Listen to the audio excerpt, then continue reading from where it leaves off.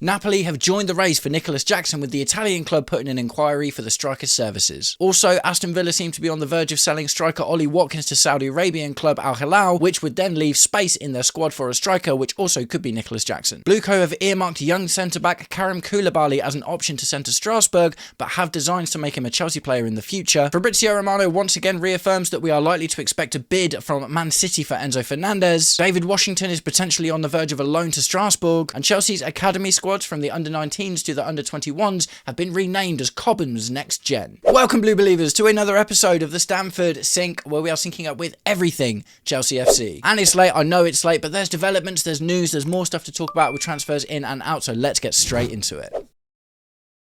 Right, so number one, we're going to talk about Nicolas Jackson. So a couple of things were posted just before I started recording. The first of which has been posted by Chelsea Dodgers via Di Marzio. Short and sweet, Napoli have asked about Nicolas Jackson. So Nicolas Jackson seems to be attracting a lot of attention at the moment. Obviously, Aston Villa, we're going to get into that in a minute, has been earmarked for a long time. Atletico Madrid have been credited with an interest, although maybe that's cooled, being that Diego Simeone has come out and kind of stomped his foot down, saying Julian Alvarez isn't going anywhere. And now we have Napoli, Allegri's Napoli, coming out and asking about Nicolas Jackson. So, the thing with Italian clubs, right? They're just not going to pay the money, are they? They're just not going to pay the money. No Italian club is going to come in with 60 mil, even Napoli at this point. I don't think, to be completely honest.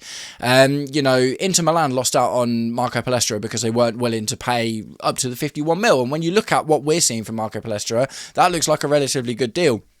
So, albeit Napoli are being credited with an interest, I kind of think it's unlikely, to be completely honest. Like I say, we've spent a lot of time talking to Italian clubs this season, but what have we done? There was all the talks about Roma with Alejandro Garnacho, and then that kind of fizzled out, and they were interested in Axel Disasi, and that fizzled out because they didn't want to pay for him.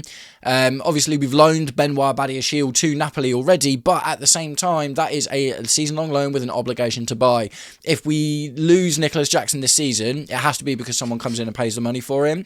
And I'm going to be completely honest, as we're going to get into in a minute, I think Aston Villa are preparing themselves to purchase Nicolas Jackson on deadline day. So, Chelsea Dodgers posted this via Fabrizio Romano. Al Hilal submit official bid to Aston Villa for Ollie Watkins, worth 45 million total package, add-ons included.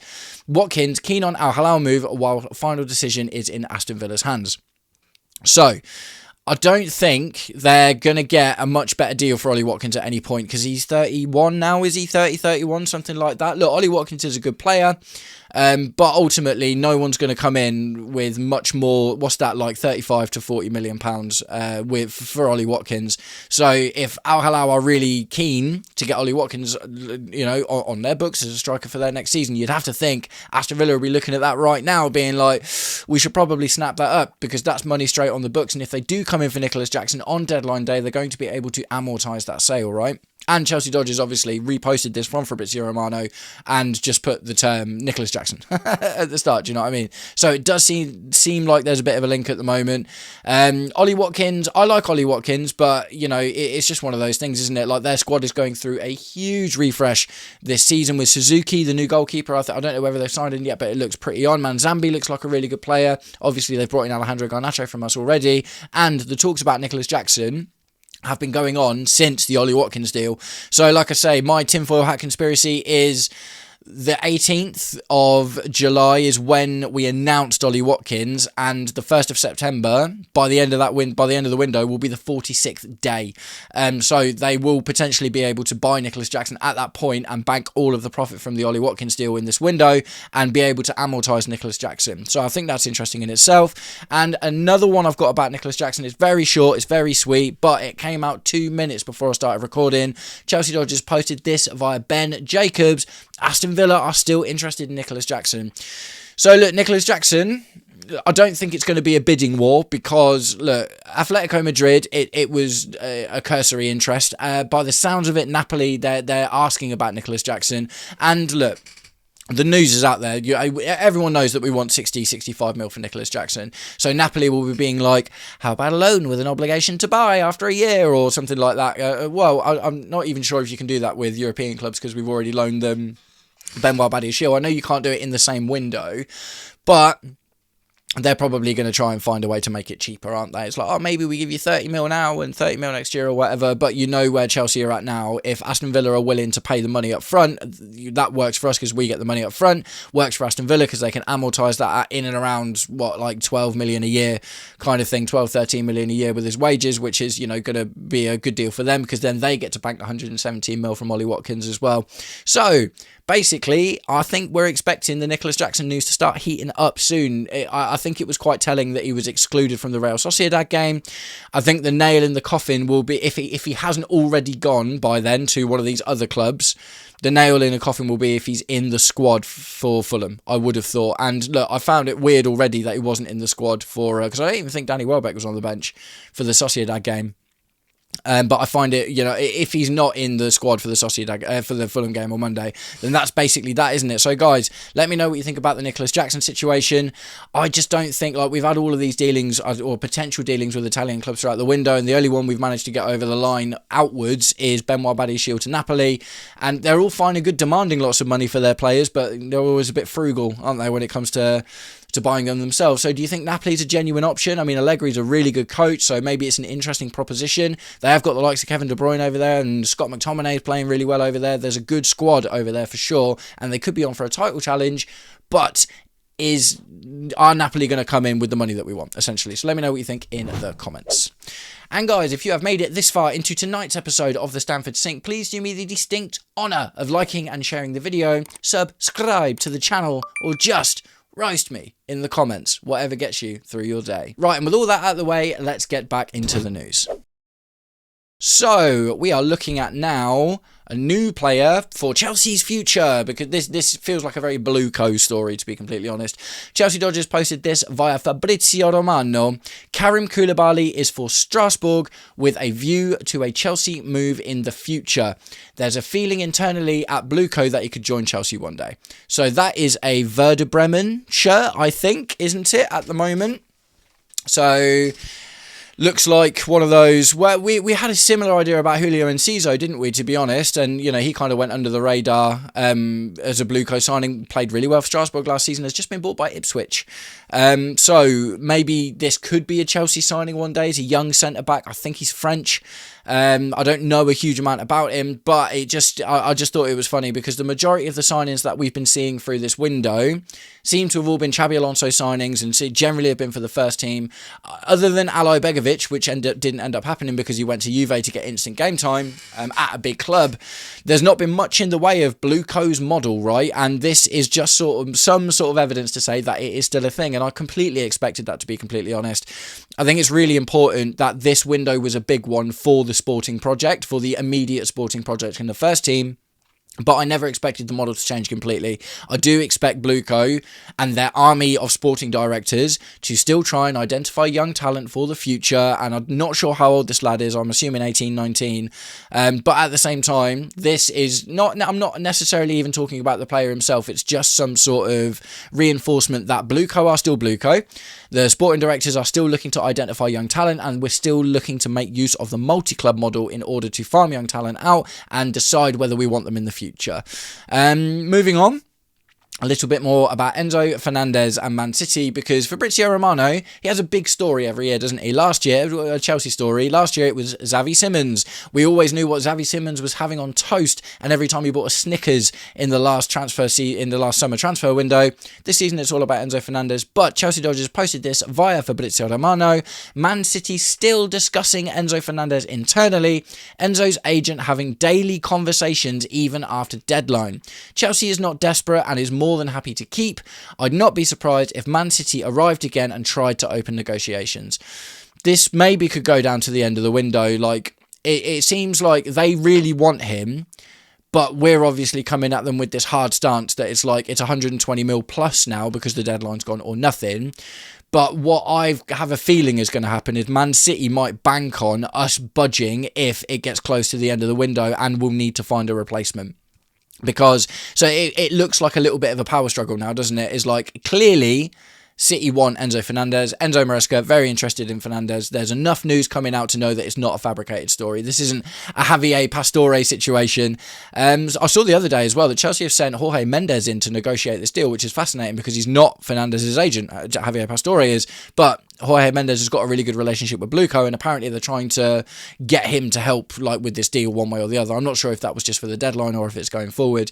But yeah, like I say, what this looks like to me now is that Man City are playing a game of chicken with us, with Enzo Fernandez, where they want us to drop the price, and we're saying we're not going to, because if we do sell Enzo Fernandez, which I think we probably want to be honest. I think that after all the PR and everything that's gone on, I think that Chelsea are probably thinking it would be good. I saw something about Badad Igbali being quite keen to get rid of him if we can.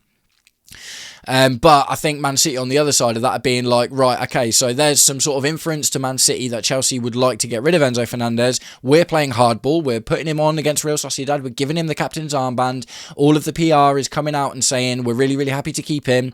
But Man City are like, we don't want to pay 120 mil. So if they drag it out as long as possible, the longer they drag it out, the harder it is for us to get a replacement for a reasonable price, because it's just a domino effect, isn't it? Like if Man City wait until deadline day, then we've got hours rather than days or weeks in order to find a replacement. And if we go for an Adam Morton or an Alex Scott, then the clubs that we buy these players from also then have to find replacements for those players in a very short amount of time.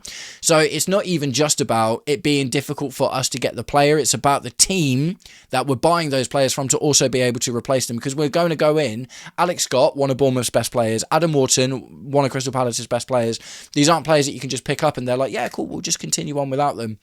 Those guys are going to need replacing because they're first teamers. So yeah, like I say, what this is starting to look like to me now is Man City and Enzo Maresca are playing a game of chicken with us, with Enzo Fernandez. We'll see how it goes. At the end of the day, they're going to want him in. And so, after the Arsenal result, we'll see how their first Premier League game goes. I think if they lose their first Premier League game, maybe things speed up a little bit. But if they win their first Premier League game, maybe they continue playing chicken. Guys, let me know what you think about the Enzo Fernandez situation in the comments. I'm tinfoil hatting all over the place with it because it's just being talked about every day. We've got genuinely no idea what's going on. The truth of it is, but we do know, at the very least, it seems like Man City are interested in Enzo Fernandez. It is genuine, and we can expect conversations to start happening soon. So I'd like to know what you think about all of that. Moving on to a much less talked about guy. Chelsea Dodgers posted this via Nizar Kinsella. Strasbourg are among the clubs in talks to sign Chelsea striker David Washington. Other clubs being considered. So, David Washington, I think he's been with us for 2 seasons now. We nearly loaned him to Strasbourg, or sold him actually at the end of the last summer transfer window, but something went wrong and we ended up keeping him. So he's just been in the academy. He was a young Brazilian striker that we bought when he was 18, but he is now 20 getting on to 21. We bought him for £17 million.